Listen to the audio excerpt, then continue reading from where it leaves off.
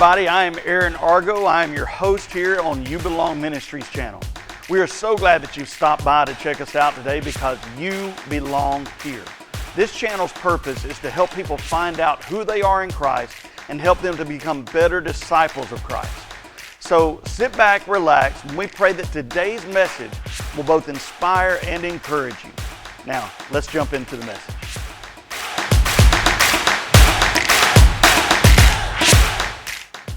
Hey everybody, and welcome back to another episode of our Between the Pages series that we're doing, where we take different books and we study them and use them as discipleship materials.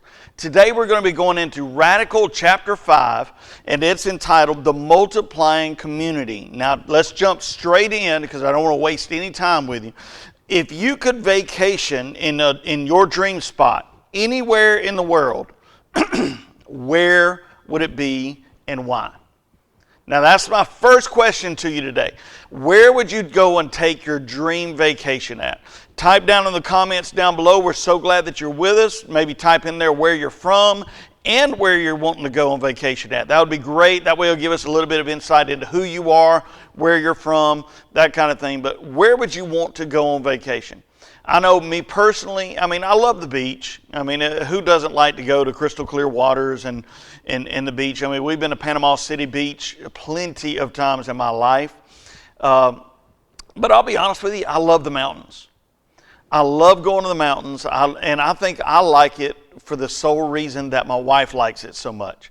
My wife, Amy, she loves to go up there in October and November when the leaves are changing and when everything is very colorful and pretty, all of that. Now, I would hate to be up there in the middle of the dead of winter when it would be hard to get up the mountains and all those kind of things, because I don't have a four-wheel drive truck. I got a truck, but not a four-wheel drive. But that's where my dream vacation. Now, if money was no object, Bora Bora. Hey, incredible oceans. I would love to stay out there and to be out there on those waters. I would love to go fishing. Basically, anywhere with fishing is going to be my favorite spot. That's my favorite pastime.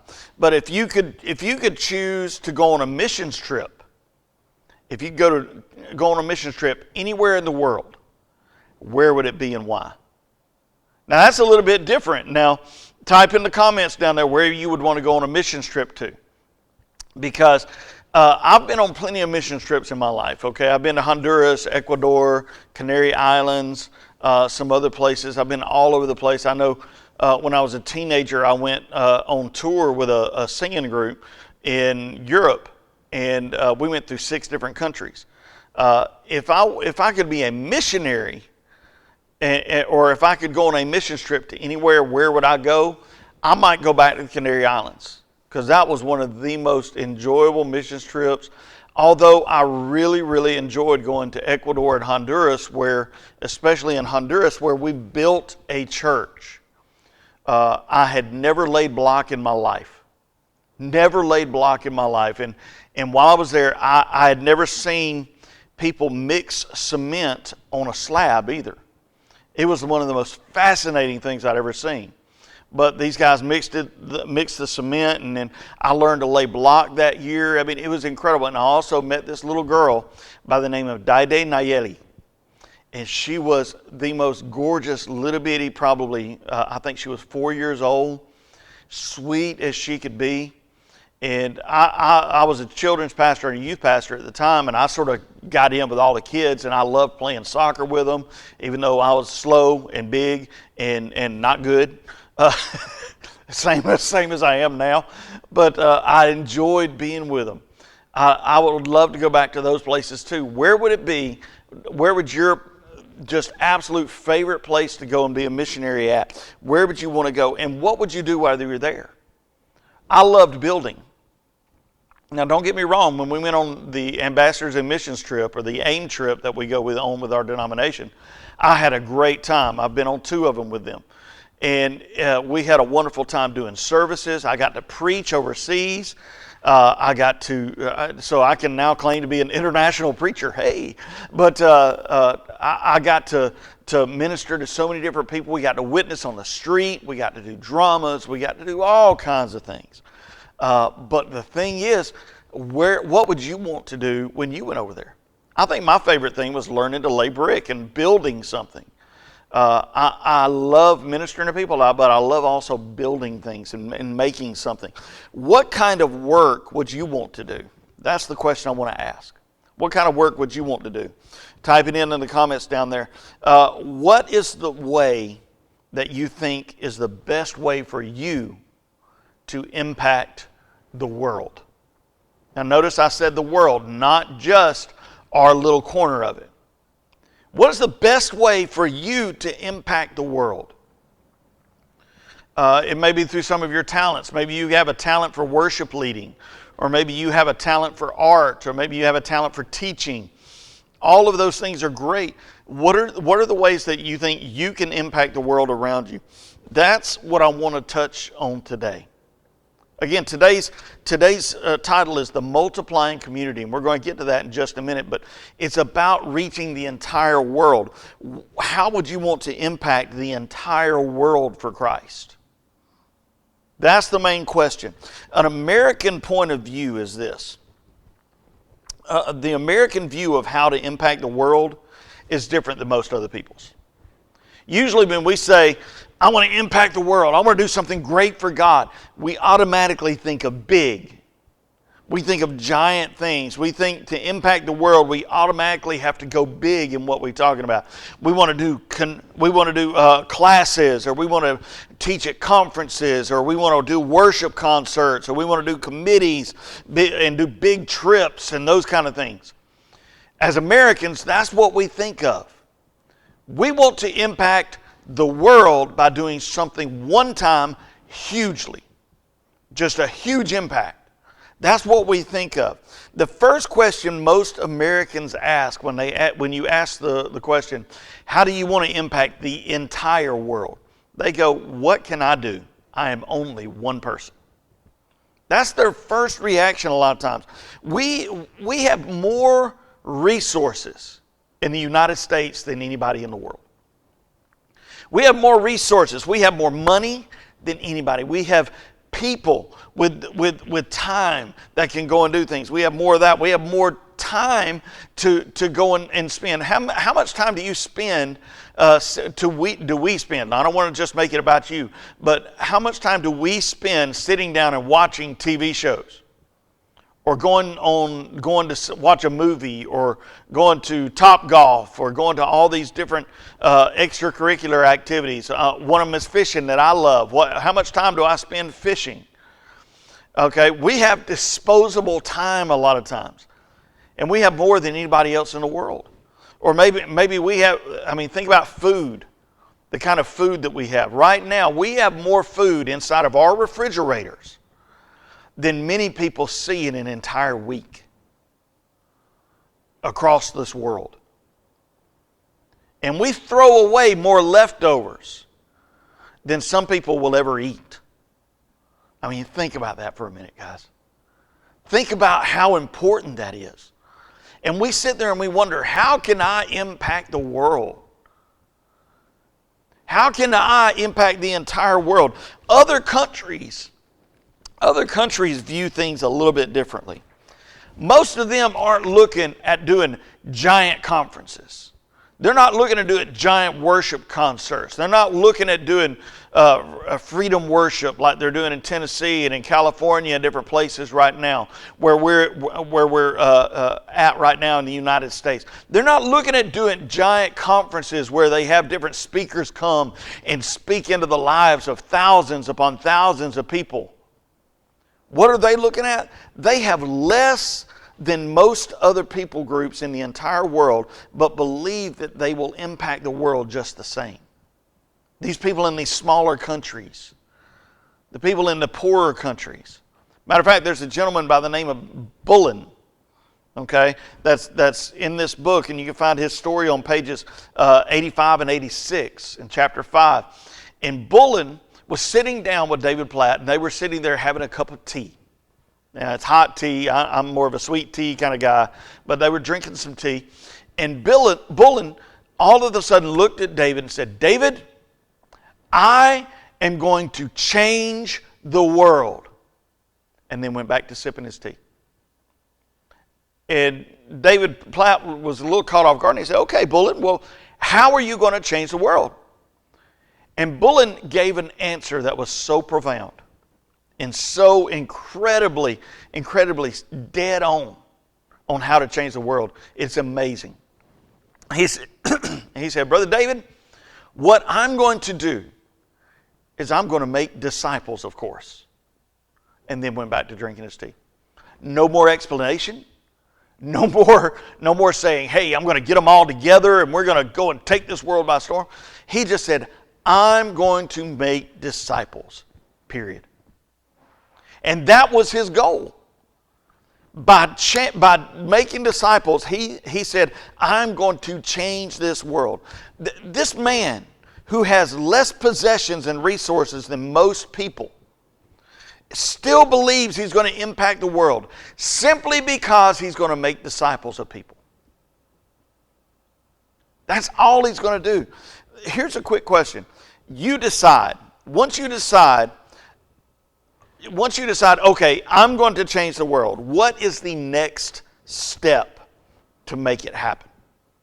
What is the next thing you need to do? A lot of us, we would go, well, I need to go to Bible college. Or I need to get involved in this society. Or I need to get involved in this program. I need to save up this amount of money so I can go and do this. And we start thinking of all these things. And we go through a process in our mind of, okay, this is how I'm going to do it. What are some of the ways that you say, or what is the next step that you think that we need to take? Write it down in the comments down there. What are some of the most impactful things? Here's something that you can think about while you're thinking about that. What are some of the most impactful things that Christ did while he was on this earth? We can go through the Bible and we can pick out so many different things. Changing the water into wine. He healed the lame man. He healed the blind. He healed the sick. He ministered to people. He touched the man that was laid down, that was brought down on the mat, and told him to rise, pick up your mat and go home. He forgave the woman caught in adultery out in public. But what did he do? What are the most impactful things that you can think of that he did? We always think of the feeding of the 5,000 and the feeding of the 4,000. We think about all these areas, but what is the most impactful? What had the most lasting impact on the world today? And if you really think about it, it wasn't any of those big things. And everybody's going, okay then, smarty pants, why don't you tell us then? I'm going to tell you in just a minute. Before I do though, I'm going to ask you another question. If you could say Jesus was proud of something, some work or whatever he did here on this earth, what do you think he was most proud of? I know some of y'all are arguing with me going, pride is a sin, Pastor Aaron. I understand that. But if Jesus could say, I'm proud of this, what do you think he could say? What would he be proud of? On Jesus' final day of freedom, before the soldiers came in the Garden of Gethsemane, before he was put into shackles, before he was beaten, and before he had his beard ripped out by the handfuls, before he had a crown of thorn thrust on his head and beat on his head with a scepter, before he had a mocking robe put around his back, on that final day of freedom, he did not look for great events to go to. He didn't call great peoples together. He didn't organize an event so that he could get his final message out. He didn't tell them all, okay, bring me all your sick now because I'm not going to be able to get to you later. What did he do? He went and he concentrated on the ones God gave him. In John chapter 17, he goes through, we could look through the entire chapter of John 17 and pick out miracle after miracle after miracle. But then if we really look at it, when it came down to his final days, his final time here on earth, he spent it with 12 people. He spent time alone with them, pouring into them, speaking to them. He spent more time with these 12 men than anyone else on earth, because he knew that is what was going to change the world. Healing somebody of a broken leg, or healing somebody of blinded eyes, healing someone that was deaf, touching someone's leprosy, all of these, multiplying bread. Although it had an immediate impact, it was not going to be a lasting impact. The lasting impact came when he spent time alone with these 12 men, pouring his life into them.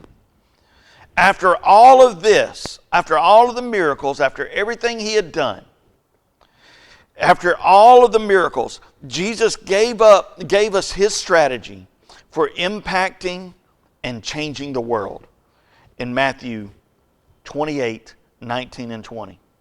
We talked about it last week. We're going to talk about it again this week. Matthew 28, 19 and 20 says, "Therefore, go and make disciples of all nations, baptizing them in the name of the Father, and of the Son, and of the Holy Spirit.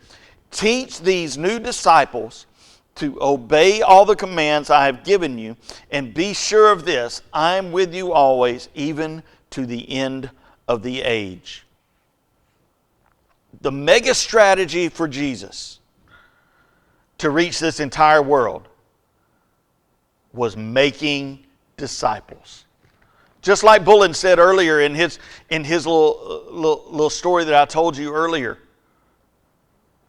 He was going to make disciples to change the world. He was copying Jesus. He was doing exactly what he was supposed to do. He was going to make disciples to impact the entire world.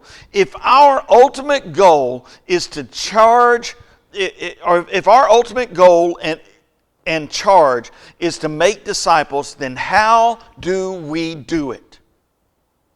That was what Jesus' whole purpose of coming to this earth was for, was to make disciples. But if that's our charge, if that's our purpose, if that's our goal, then how do we do it? How do we make disciples?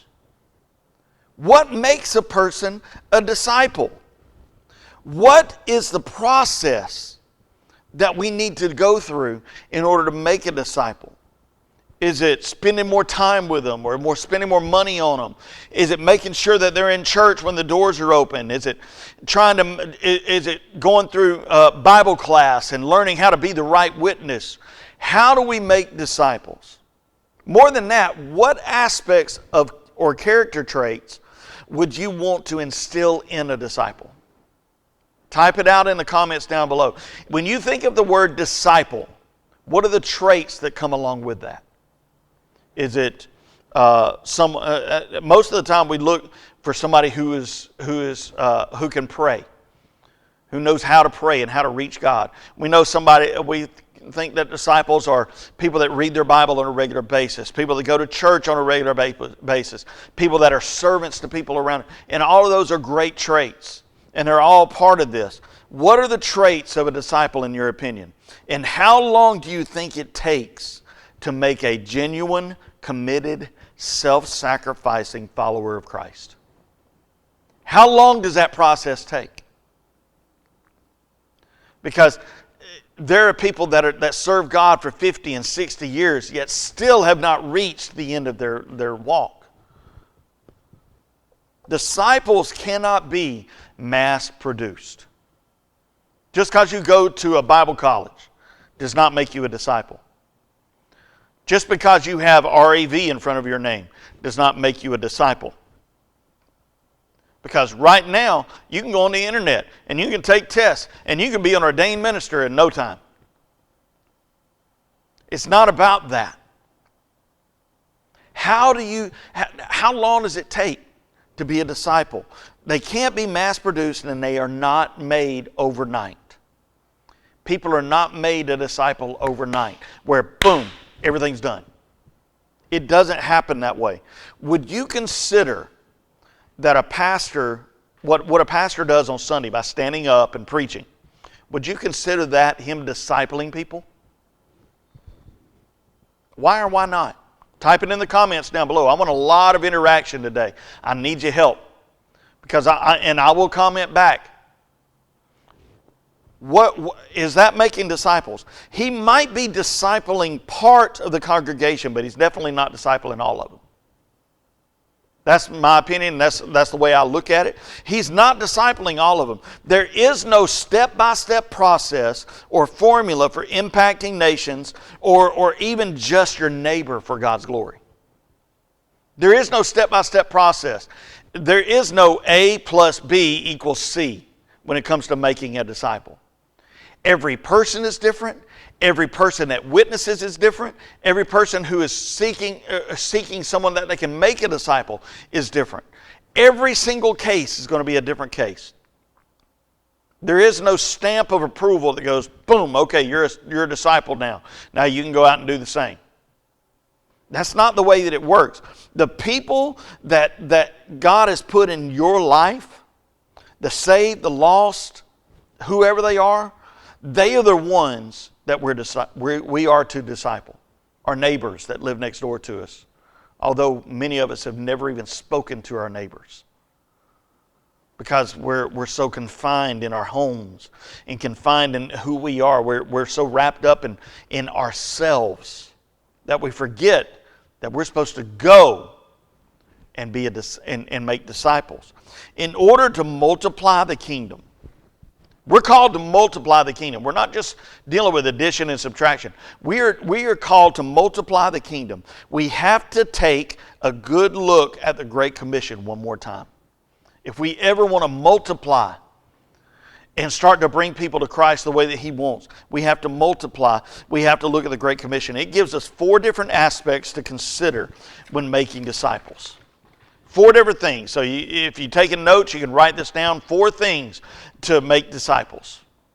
Okay? I just said there's no formula, but this is not a formula. This is a sort of a scheme that you can look at. But it's not going to fit every single thing. You've got to understand that everything changes, everything morphs, everything is going to be tailor-fitted to your situation. According to this verse, okay, in Matthew 28, 19, and 20, again, I'm going to read it one more time. Therefore, and go, make disciples of all nations, baptizing them in the name of the Father, and of the Son, and of the Holy Spirit. Teach these new disciples to obey all the commands I have given you. And be sure of this, I am with you always, even to the end of the age. According to this verse, what is the first ingredient to making disciples? What is the first ingredient in making disciples? What do we have to do first? It's pretty simple. This is not a trick question or anything. Go and read the verse. It says, therefore, go. Okay. So the first ingredient to making disciples is go. In other words, we can't sit inside of our 4 walls and expect them to come to us. Disciple making is not a call for others to come and hear the gospel, but a command for us to go to others and share the gospel. Let me say that again. Disciple making is not us telling people, hey, you need to come and hear. Disciple making is going to them and saying, hey, let me tell you about someone who changed my life. That's what discipleship making is. Although inviting people to church is a great way to introduce them to Jesus, that is not discipling them. Discipling is messy. Discipling gets involved in people's lives. Discipling is something more than an invitation. Discipling is relational. Relationship is key. Jesus invited those men to follow Him. But then as they were with Him, He sat down with them. He ate with them. He drank with them. And don't get me on the whole alcohol thing. We're not going there today. He drank with them. He spent time with them. He told jokes with them. He prayed with them. He listened to their stories. That's who Jesus was. That's how He made disciples. We have to go to them the same way He did and spend time with them. Discipling is relational. If a total stranger came up to you and asked you to borrow your car, what would you do? Heck no. Ain't no way, brother. You ain't touching my car. Let me put it to you this way. If a total stranger came up to you and began to criticize the way that you dressed or the way that you were acting in public, what would be your reaction? Type it in the comments.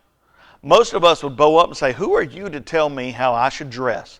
Who are you to tell me what I should say with my mouth and what I shouldn't? Who are you to tell me I shouldn't be acting the way that I should or the way that I am? If you want to impact somebody's life, you can't do it from the outside. You have to be next to them. You have to spend time with them. You have to be close to them. It's sort of like this bottle. I can touch this bottle right here because I'm close enough where I can touch it. And I can impact it a little bit, and I can change its trajectory. I can change the way that it's sitting. But when it is closer to me and I am closer to it, my impact becomes much greater. My impact becomes much greater. Why? Because I can put more emphasis and more power into what I do with that bottle. The same is it's the same with our lives with other people. The closer we are to someone, the more our words and the more our instruction can impact them. As we share the gospel, we impart life, and this is the essence of making disciples. We have to be close enough to impact them, though. What is the next aspect that's in this Bible or in this verse? What's the next aspect? It says, therefore, go and make disciples of all nations, baptizing them. Okay, there's our next. What is the reason why we get baptized with water? You guys tell me down in the comments. Why do we get baptized in water? Because Jesus said to. Well, that's always a good thing, because Jesus said to. But the second part of discipling involved is inviting people into our lives and becoming a part of a group. Baptizing is showing and being a witness to the people around, saying, hey, I've made a decision for Christ. I've made a decision to follow Him in everything that I do.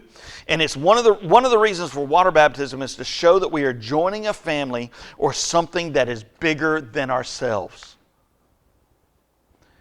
Baptizing them holds them accountable. And it welcomes them into the family so that we can have an impact on them. Let me ask you something. How did you learn to talk? Or how did you learn to count?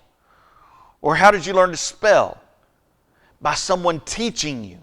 By someone speaking around you. By someone counting around you. By someone spelling things around you. Let me ask this. Who was your favorite teacher when you were growing up in school? My favorite teacher was Larry Harden. I was in my high school days, and he was my choir director. And that man taught me so much about music, and he taught me so much about life in general. Great, great man. And still have contact with him from time to time today. And it's been over 20 years, or over 25 years since I graduated high school. Or almost 30 years.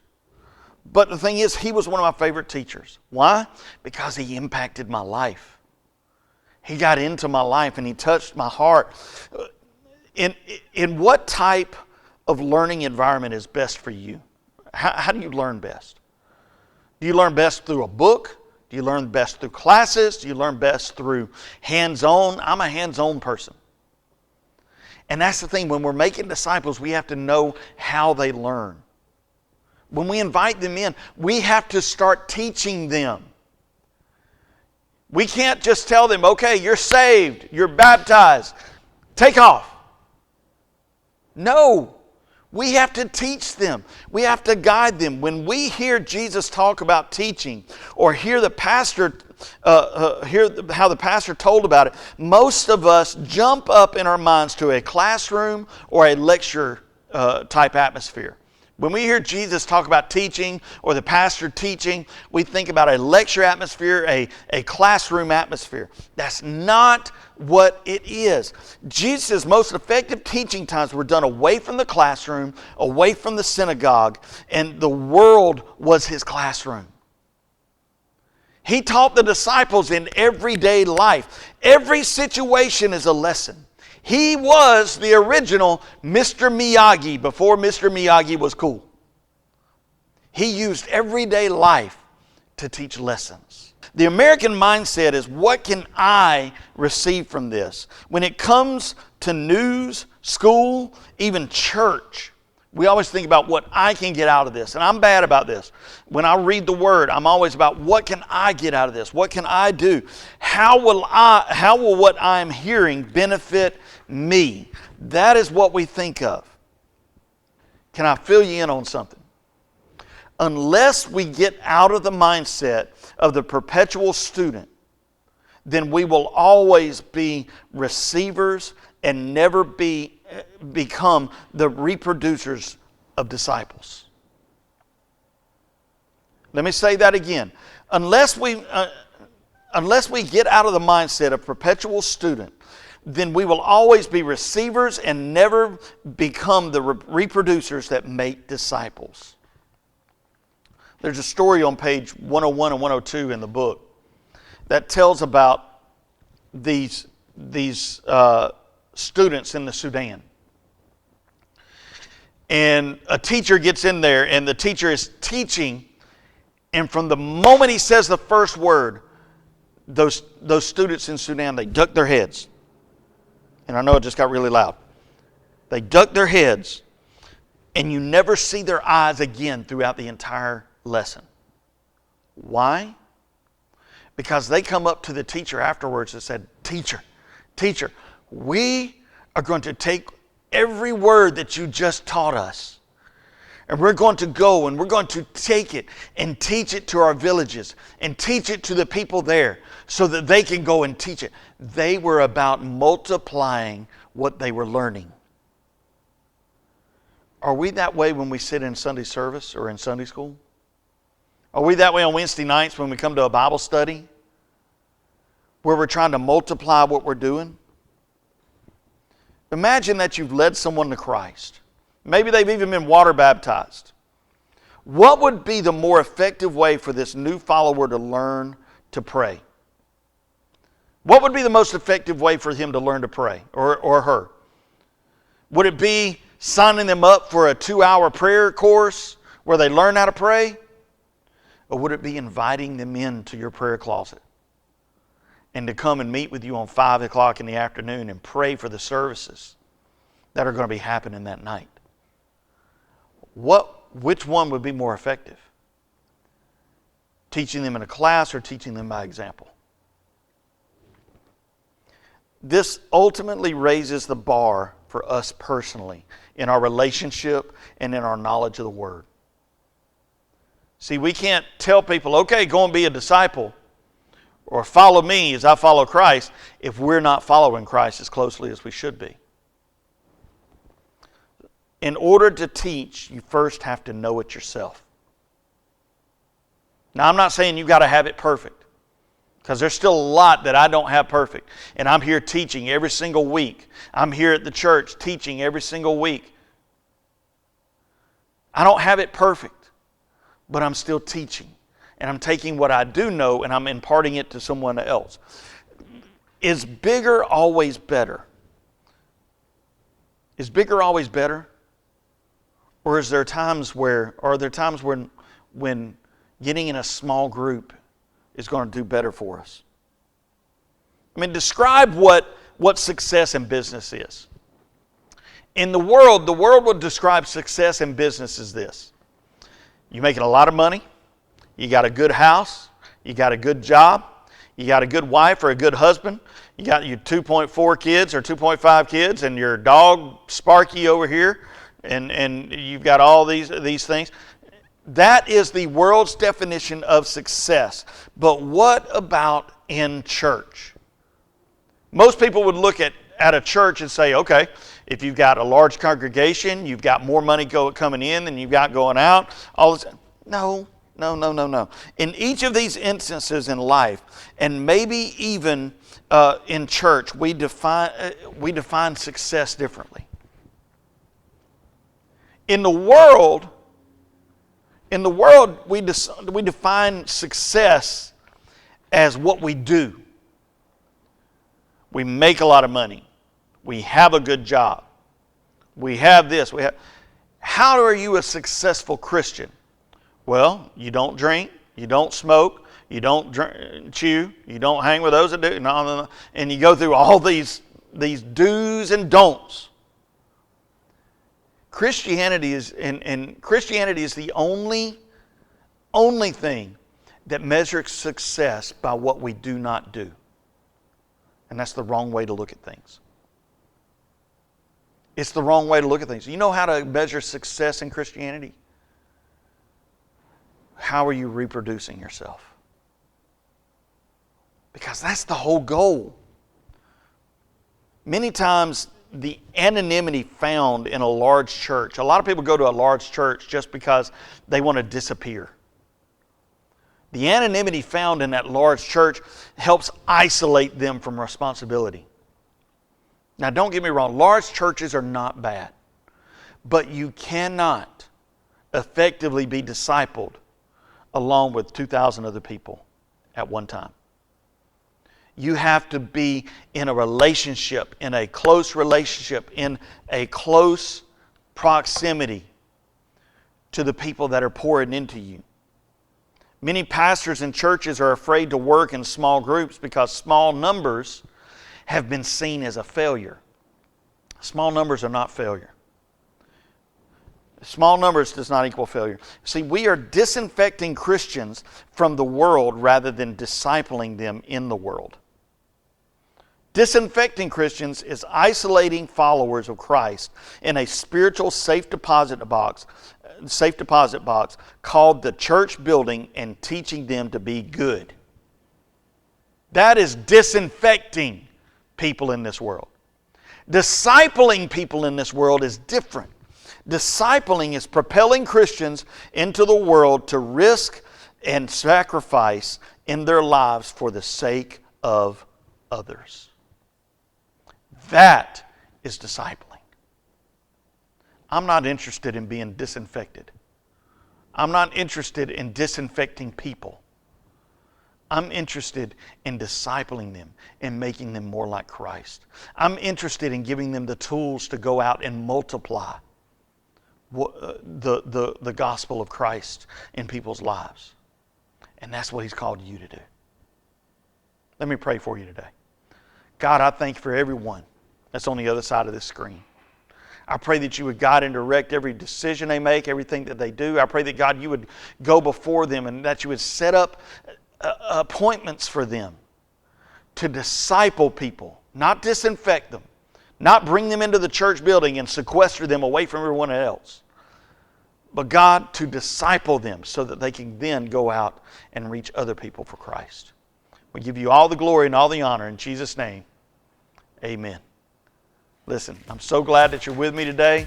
Thank you so much for joining me. If you can, do me a favor, hit the subscribe button right here. Make sure that you click it so that you'll know when we put out a new podcast. Hit the notification bell up top so that it'll notify you when we put a new one out. And also, if you're ready to watch another one of our videos, just click on this right here and it'll take you to the next video. We love you. We'll see you soon.